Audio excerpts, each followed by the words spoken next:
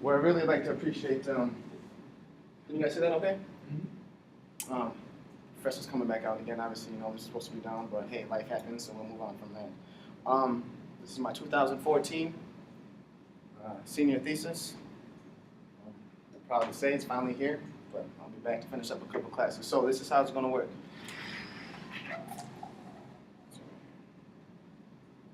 So this is what this is going to be called here, okay? From essence to consensus. It's the heart of society. Yes, this is by Michael Duncombe. Once again, I appreciate you guys for coming out. Obviously, we didn't have to come out, but I really appreciate that a lot. So here's my thesis.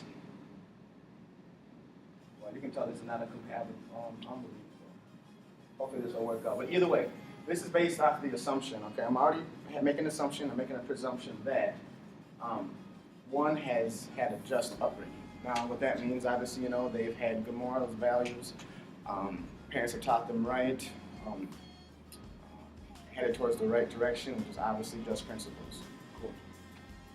So, the heart of what makes a society does not come from a collaborative consensus, but rather an individual's persistency to pursue, achieve, and maintain their own essence. Let's go a little further. So, essence. This is what I mean by essence. Okay.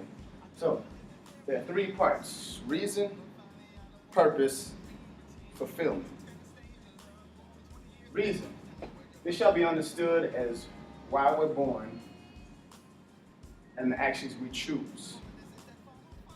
Purpose. Chosen actions shall be in line with the appropriate upbringing. Fulfillment. We shall unify our choices with our appropriate upbringing in order to understand why we are persistent to pursue, achieve, and maintain our essence.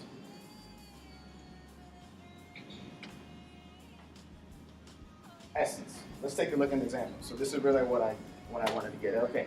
See me, I'm a big bowler. And it's really interesting, okay, how awesome bowling is and the political world is, because it's all the same. Now, it all starts with the USBC, United States Bowling Congress. These guys here, they're the lawmakers.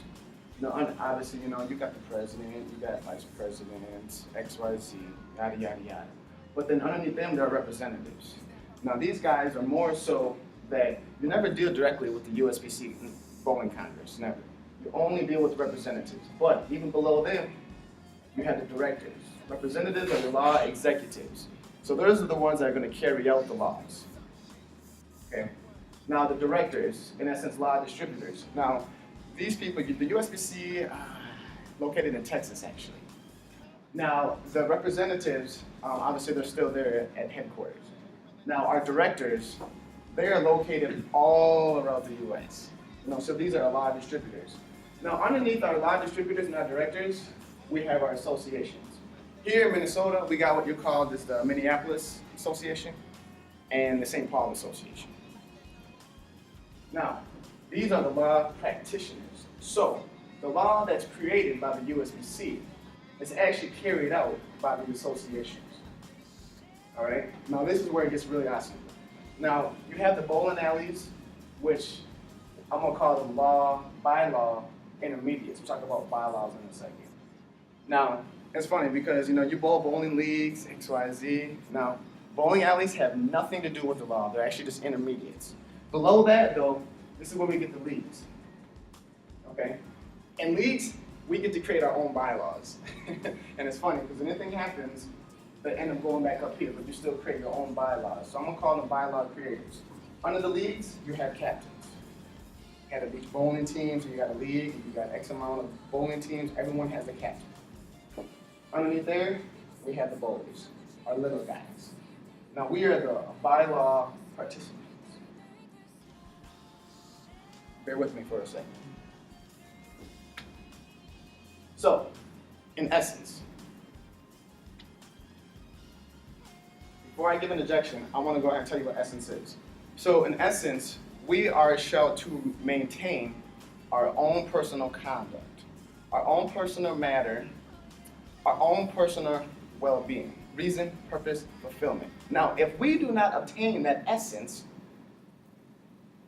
which my argument is, it's the heart of the society. So for you to maintain your own essence, your own understandings, your own beliefs, assuming you've had a good upbringing, assuming that you have all the right morals, you're justified, okay, that is the essence, that is the heart of society. So, with that said, here's an objection. If there is in fact such a concept as essence, then its origin has been formed through a process of collaborative consensus. So the reason why any of us have our own essence is obviously because, history, the collaborative has already gone ahead and worked out that way. So that's the only reason why we are the way we are, is because everyone else has already broken it down for us. So there's such a concept as essence, therefore the origin has been formed through the process of collaborative consensus. Find me, my rebuttal is just the opposite. If there's a process of collaborative consensus, then it was formed through essence.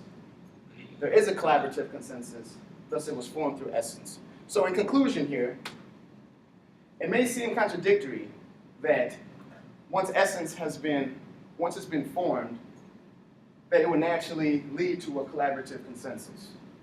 However, where I differ, I'm gonna stand over here for this one, is that essence is the framework for any governing body, in so much that without it, there would be a never-ending inevitability of societal unrest. Well, what does that mean? If us as individuals, if we lose our essence, well, then the end result will not only lead us to never being able to understand reason, find purpose, but most importantly,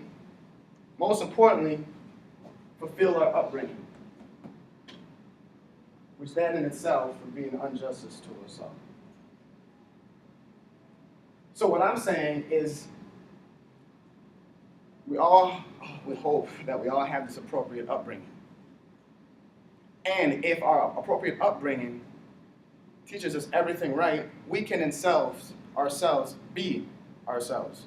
Now let me give you this quick example. This is where I came up from this, okay? So I'm a bowler, so I like to bowl, I like to throw strikes. And then when I throw a strike, I like to dance, okay? So what had happened and what has been going on this year is that these people are having, the captains are having meetings with the president. Part of a league, you have a president and a secretary, okay? So they're having meetings about me, that I'm dancing. So bowlers are complaining about me, and they don't even invite me to the party.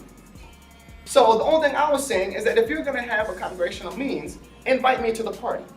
Or instead of talking to the team captain, talking to the secretary, because it goes straight to the president. So now I got the president coming down hounding on me. So all I'm saying is that it is important for me to go ahead and maintain my essence. So if I maintain my essence, so then, this is what's also gonna happen. So if I wanna jump around, okay, so it's important for me to maintain my essence. So if I wanna jump around, if I wanna go on this team, if I wanna go to that team, if I wanna go to this bowling alley, that bowling alley, it's important for me to maintain my essence. So therefore, I will find a team that goes ahead and embraces me, so I can fulfill. Okay, so then we have not only a team where everyone's on the same page, because nothing worse than being on a bowling team and your own team members are yelling at you. Terrible situation, screws up all the feng shui.